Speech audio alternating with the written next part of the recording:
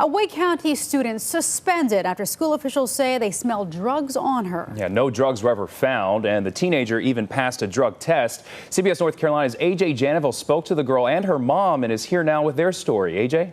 Sean, Sharon, Jacayla Johnson and her family tell me the suspension was inappropriate, and now they're looking for an apology.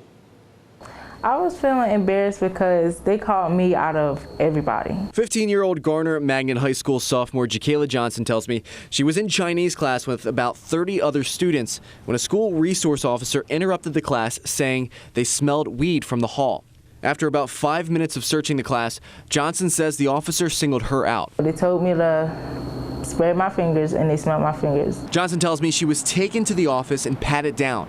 An officer made her remove her shoes and also went through her book bag. According to Wake County school documents obtained by CBS North Carolina, there's no mention of finding drugs, but instead, Johnson was suspended for 5 days based solely on a pungent smell. She was also required to take drug classes or face suspension for the rest of the year. Johnson's mother tells me when the school called to notify her of the suspension, she couldn't believe what they were saying. I said, "Not my child." I said, "You had the wrong child." Tamika Johnson tells me the day of her daughter's suspension, she took her to a medical lab to get a drug test, and everything came back negative.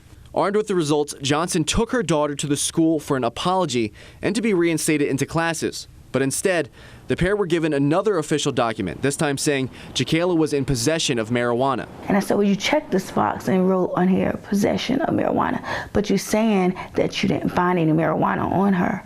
And he was like, "That is correct." And he said, "Well, there was no other option to check." In my head, you don't check anything then. Her mother tells me she now fears this will follow her daughter for the rest of her life, and she's worried this is happening to other students who might not know how to stand up for themselves.